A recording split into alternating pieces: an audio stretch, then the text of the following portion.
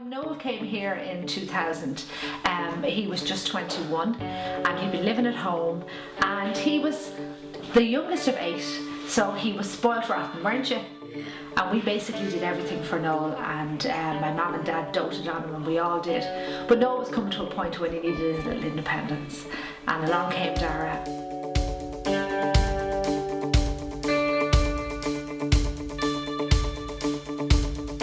Dara started over 25 years ago in response to what people needed at the time. My late husband, John Bohan, had this idea. He was a social worker, and he later on did psychiatric social work. And today we're still responding to each person, and what we're really focusing on is what does every person need and want to have a good life. But he was very motivated by his experiences in his work, and he recognised that people, not everyone fitted into an institution, and he was influenced by the Wolfensberger theory of normalisation, where it was believed that people, if they had the opportunity to socialise and integrate, that they would learn many, many more things than they would have the opportunity if they were living in an institution. Today in 2016, Dara Community Living is setting out a new way of supporting people with disabilities through Possibilities Plus, where families and individuals have their own funding and they can design and manage their own services. But I wouldn't have had the same understanding of institutions that John had, and we shared them as he grew to learn more and more. And because of that, he said to me, look, what did I think of us opening our own home? And you know, it was a very, very basic home, but he had negotiated with the health board to offer a different type of service to people who are living in institutions, to give them the opportunity to live in the community and hopefully to change their lives. Well, my title is support worker, and for me what that would entail is to support each of the ladies and gents, you know, on a day-to-day basis, to live the life of their choosing as much in as possible. I suppose looking back 10 years ago, they would have lived a very sheltered style life, you know. The staff role would have been very, very different. The guys wouldn't have had as much, I suppose, choice and autonomy in their everyday lives. Their lives were very controlled, you know. Decisions weren't kind of made on an individualised basis, and I think that's really important because they get an input into how they want their lives to be led, and as staff now we kind of take the back seat. And you know, ultimately, for me, even working with Derek on a one-to-one, I love that he brings me on the journey now, and it's not the other way around. That would have been the case historically.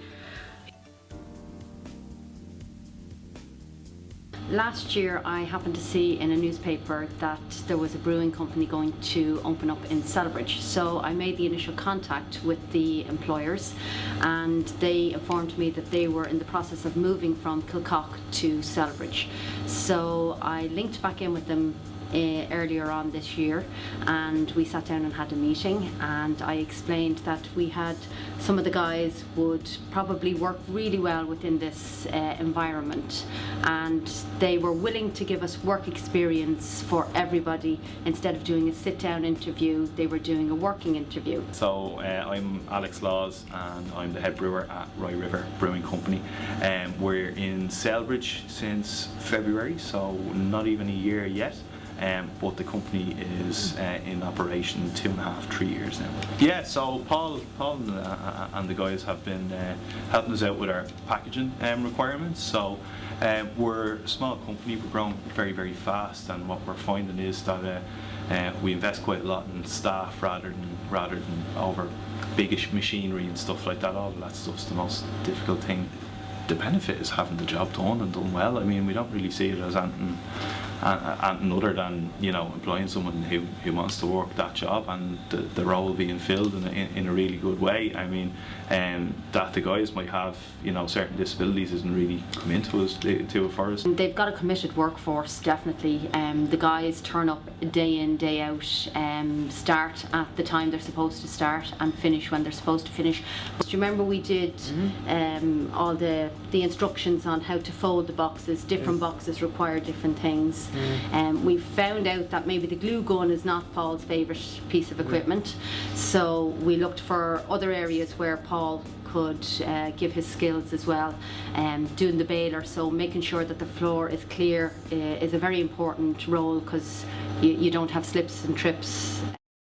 She went into a private house, and now she's moved from that house into another one, her own one now.